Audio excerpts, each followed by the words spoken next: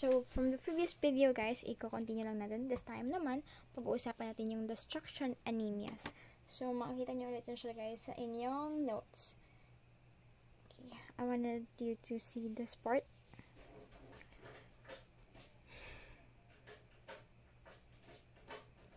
Ang ganda.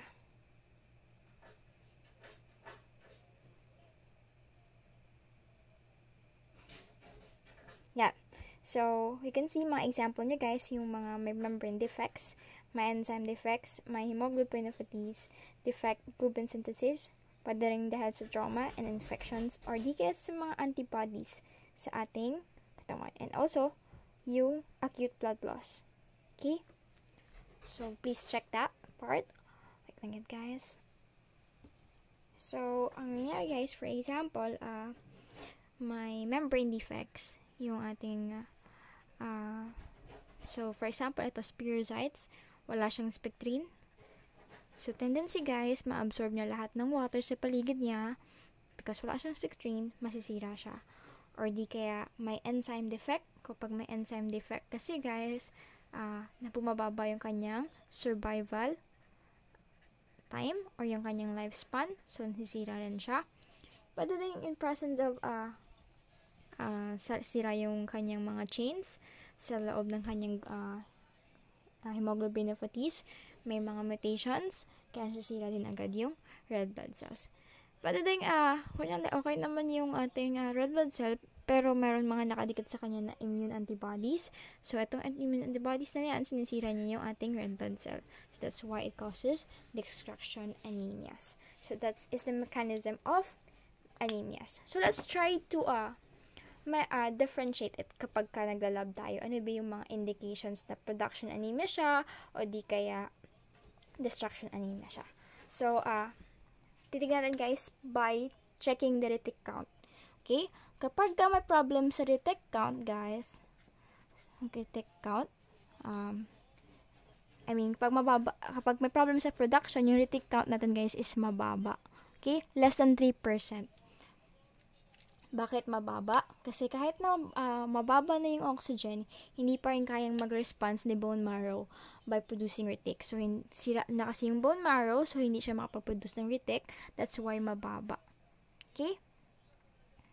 Ano pa? Dito naman sa destruction anemias, yung retic is more than 3. Kasi okay naman si bone marrow, nakakapag-respond siya. Kasi in times of anemia. So, yun yung pinagkaiba. And also guys, pag nakakita kayo ng fragmented RBCs,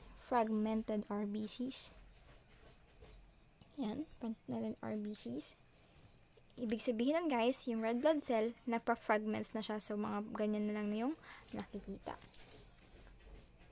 Okay? So, ito naman, i-differentiate natin siya ulit in terms of another category by the size and the shape or yung according to morphology. So, kung makita nyo siya guys, yung dinadiscuss ko dito guys is yung morphologic. Yan.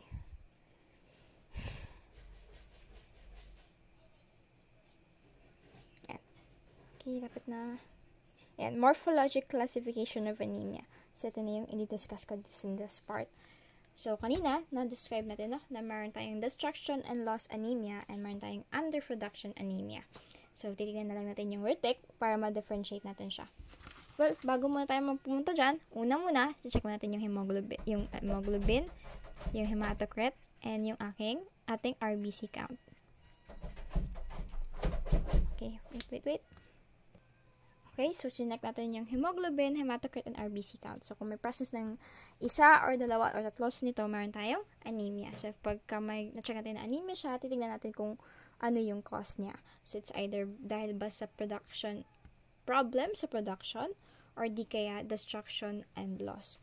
So, kung baba yung retic, meaning, decrease yung bone marrow activity, meaning may problem sa bone marrow. So, it gives us indication of problem sa bone marrow. Pero kung nag-compensate or mataas naman yung retic, meaning okay naman si bone marrow. So, probably, dahil siya sa destruction and loss. So, sa other production anemias, we'll try to differentiate them according to its morphology. Okay, so ito yung morphology. So, na yung morphology again. What we check here is the size ng RBC. Kung nagbago ba yung size niya from the normal and also the shape. So, una muna guys is size. So, how do we determine the size? We check for MCV. Okay, so yung normal na MCV is 80 to 100 femtoliters. So, if makakita tayo guys ng MCV na more than 100 femtoliters, yung red blood cells dito guys appear larger than normal. That's why we call it macrocytic. Kasi macro meaning large. So, usually guys, makakita tayo nito guys ng larger RBCs kapag yung anemia is related sa problem ng DNA precursors. Bakit siya nagkakaroon ng large? Kasi nade-delay, nalalag, or mayroong nuclear maturation lag. So, naglalag yung pag-mature ng blood. Diba? Sa alam natin na yung nucleus, nag-iisa dapat siya pagka lumalaki normally. Pero since wala siyang DNA, natatrap lang or na-arrest lang dito sa malaki na part yung ating blood cells. So, that's why it's larger than normal. So, yung mga example nito guys is mga deficiency in vitamin B12, folic acid, pernicious anemia, mga problem sa absorption ng vitamin B12 and folic acid. So, dyan yan yung mga example ng macrocytic anemias. So, since wala namang problem guys sa hemoglobin, normal naman yung produce ng hemoglobin, normochromic yung kanyang kulay. Hindi siya pale. Okay? Normochromic. So, take note of that. And also guys, dito naman sa times na makakita tayo ng less than 80 femtoliters na MCV, meaning din guys, mas maliit or smaller than normal yung ating red blood cell. That's why natawag natin siyang micro. Kasi micro meaning small. So usually guys, makakita tayo ng smaller than normal na red blood cells in times kapag may problem tayo sa hemoglobin production. So may problem siya in making a hemoglobin. So, yung problem kasi dito guys, kaya siya maliit. Kasi, yung blood cell na normally, maraming hemoglobin. Ganyan yung kanyang size. So, kapag kumonte, for example, nag-try siya compensate, that's why lumet siya. Okay? So, naging microcytic yung ating blood cell. So, in terms of this decreased hemoglobin, usually wala siyang hemoglobin. So, since yung hemoglobin is a pigment, siya yung nagkakos ng coloration ng ating blood cell, kapag ka mababa, nagalid din siya sa pale na cells. So, mababa, pale cells. That's why, tawagin din natin siyang hypochromic. Hypochromic. That's why, natawagin natin itong anemias na to guys like microcytic hypochromic anemias. So, yung nakapalog dito guys is our tails. TAILS, yung thalassemia.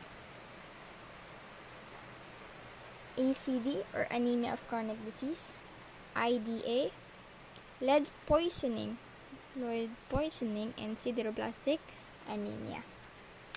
And the rest, everything else, nagkakos ng walang problema sa hemoglobin, sa DNA, yung mga tumor, ito din natin makikita, mga cancers, mga enzyme defects, dito rin natin makikita. The rest na nagkakos ng walang problema sa hemoglobin, walang problema sa DNA, yung size niya is normal. That's why we call it normocytic.